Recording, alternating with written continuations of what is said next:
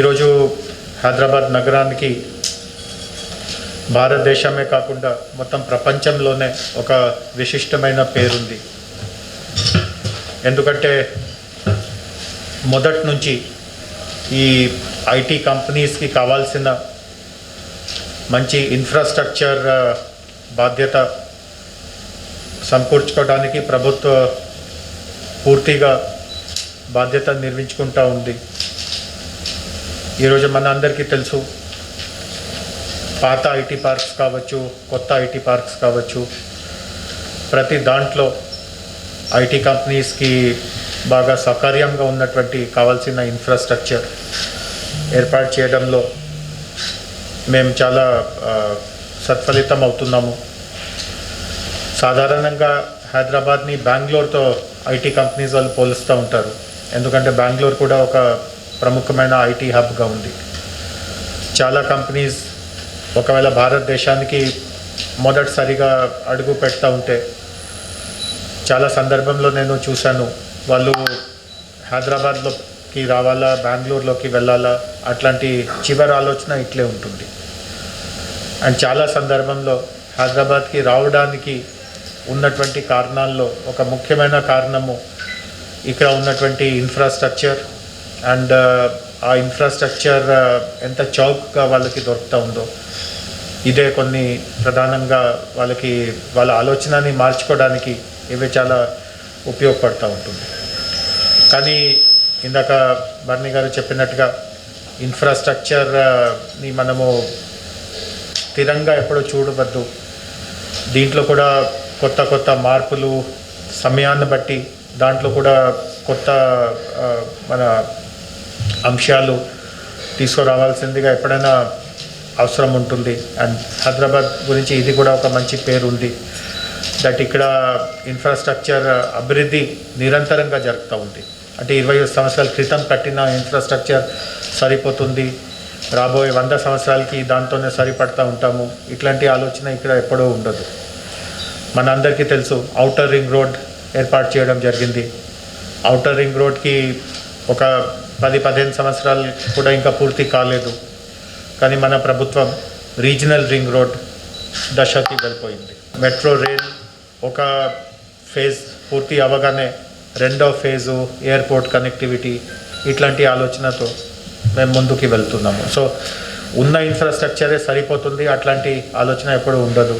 Next ఏం చేయవచ్చు అట్లాంటి ప్రభుత్వ ఆలోచన చేస్తూ ఉంటుంది. బట్ ఇందాక బర్నీ గారు చెప్పినట్టుగా ప్రపంచంలో ఏం జరుగుతూ ఉంది, ఎట్లాంటి ఇన్ఫ్రాస్ట్రక్చర్ వలన ఇతర నగరాలు, ముఖ్యంగా అమెరికా లాంటి అభివృద్ధి చెందిన దేశాల్లో వాళ్ళు ఏ దిశలోకి వెళ్ళిపోతున్నారు, అట్లాంటి విషయాల మీద కూడా అవగాహన చేయించుకోవడం చాలా చాలా అవసరం ఉంటుంది. అండ్ ఈ సమావేశం, ఈ సమ్మిట్ అనేది 22వ తేదీ జరిగే సమ్మిట్ ఆ దృష్టితో చాలా ఉపయోగపడుతుంది. అదేవిధంగా ఈ మధ్య కాలంలో మనకు ఐడియా ఉంటుంది, గ్రిడ్ పాలసీ అనే ఒక కొత్త పాలసీ తీసుకురావడం జరిగింది. అంటే ఇతర భాగాల్లో కూడా, భౌగోళిక భాగాల్లో కూడా ఐటీ అభివృద్ధి జరగడం. ఈరోజు వెస్టర్న్ భాగంలోనే ఎక్కువ ఐటీ అభివృద్ధి జరుగుతూ ఉంది. కానీ ఈస్ట్ వైపు, సౌత్ వైపు, నార్త్ వైపు, అంటే ఐటీ అస్సలు లేదు అనే చెప్పట్లేదు, సౌత్ భాగంలో కూడా ఆదిబట్లలో ఐటీ ఉంది, ఈస్ట్ భాగంలో మనకు ఉప్పల్లో ఐటీ ఉంది, ఇంకా ఏఎస్ రావు నగర్లో కూడా ఐటీ ఉంది, నార్త్ భాగంలో మనకు ఈ పోచారం ఇట్లాంటి ప్రాంతంలో ఐటీ ఉంది. బట్ ఇంకా ఐటీ అభివృద్ధి కోసం గ్రిడ్ పాలసీ తీసుకురావడం జరిగింది. దాంట్లో కూడా ఇన్ఫ్రాస్ట్రక్చర్కి చాలా పెద్ద పీఠం వేయించడం జరిగింది. ఎందుకంటే ఈరోజు వెస్ట్ భాగంలో ఏ రూపంలో ఇన్ఫ్రాస్ట్రక్చర్ని మేము చాలా చక్కటిగా ఉపయోగించుకోగలుగుతున్నాము, కొత్త కొత్త కంపెనీస్ని ఆ ప్రాంతానికి తీసుకురాగలుగుతున్నాము. ఇతర ప్రాంతంలో కూడా రేపు ఐటీ అభివృద్ధి జరగాల్సిందిగా ఉంటే ఇన్ఫ్రాస్ట్రక్చర్ చాలా అవసరం ఉంటుంది. అండ్ ఇన్ఫ్రాస్ట్రక్చర్లో ఒట్టి ఫిజికల్ ఇన్ఫ్రాస్ట్రక్చరే కాదు, అంటే physical infrastructure, roads, water supply, storm water drains, intelligence transportation, offices ఎట్లాంటివి ఉన్నాయి, అవి అన్నీ ఖచ్చితంగా ఒక భాగం ఉంది. కానీ సోషల్ ఇన్ఫ్రాస్ట్రక్చర్ కూడా ఒక కీలక పాత్రత్వం పోషిస్తూ ఉంటుంది.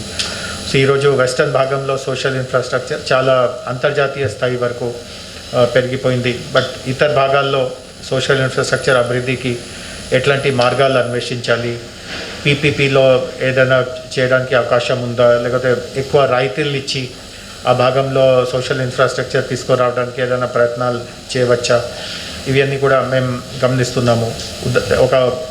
అది ఒక ఐటీ సముదాయం కాదు, కానీ ఒక మంచి ఉదాహరణగా జినోమ్ వ్యాలీని తీసుకోవచ్చు.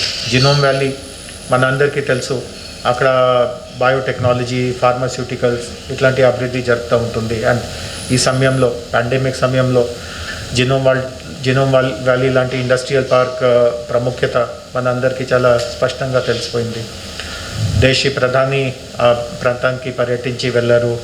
66 దేశాలకి సంబంధించిన రాయబారులు ఆ ప్రాంతాన్ని సందర్శించి వెళ్ళారు. సో ఆ ప్రాంతంలో కంపెనీస్కి కావాల్సిన సోషల్ ఇన్ఫ్రాస్ట్రక్చర్ ఇంకా అభివృద్ధి చేసే పరిస్థితి ఉంది. సో అక్కడ మేము అక్కడ సోషల్ ఇన్ఫ్రాస్ట్రక్చర్ ప్లాన్ చేస్తూ ఉంటే ఇదే తెలిసిపోయింది దట్ పీపీపీలో కొన్ని ప్రాజెక్ట్స్ అదనంగా రాయితీ ఇస్తూ కొన్ని ప్రాజెక్ట్స్ చేయడానికి అక్కడ పరిస్థితి ఉంటుంది. సో వేరే ప్రాంతంలో కూడా సోషల్ ఐటీ సముదాయాల్లో కూడా వెస్టర్న్ భాగం కాకుండా ఇతర భాగాల్లో ఐటీ అభివృద్ధికి కూడా ఈ గ్రిడ్ పాలసీ ఆధ్వర్యంలో ఈ సోషల్ ఇన్ఫ్రాస్ట్రక్చర్ అభివృద్ధి కూడా అవసరం ఉంటుంది. సో 22వ తేదీ జరిగే ఈ సదస్సులో ఇట్లాంటి అనేక అంశాలు మీద చర్చించడం జరుగుతుంది. వారు అన్నట్టుగా చాలామంది అంతర్జాతీయ స్థాయిలో ఉన్నటువంటి ఎక్స్పర్ట్స్ని కూడా ఆహ్వానించడం జరిగింది. అండ్ ఈ కార్యక్రమంలో ఈ మన ప్రాంతానికి చెందిన ఇన్ఫ్రాస్ట్రక్చర్ కంపెనీసు, డెవలపర్సు, తర్వాత వాళ్ళ స్టాఫ్ మెంబర్సు, ఐటీ కంపెనీస్ కూడా చాలామంది హైదరాబాద్లో ఇతర ప్రాంతంలో కూడా ఏం జరుగుతుందో వాళ్ళు కూడా ఎదురు చూస్తున్నారు. సో అట్లాంటి వాళ్ళు ప్రభుత్వ అధికారులు అందరూ ఒకే దగ్గర చేర్చుకుంటారు అండ్ ఖచ్చితంగా ఒకరొకరితో మాట్లాడడం, ఒకరి అభిప్రాయం అర్థం చేసుకోవడము, ఇవన్నీ చాలా చాలా మనకు ఉపయోగపడుతుంది. సో ఈ సదస్సు చాలా విజయవంతంగా జరగాలి అని నేను ఆశిస్తున్నాను. Thank you very much.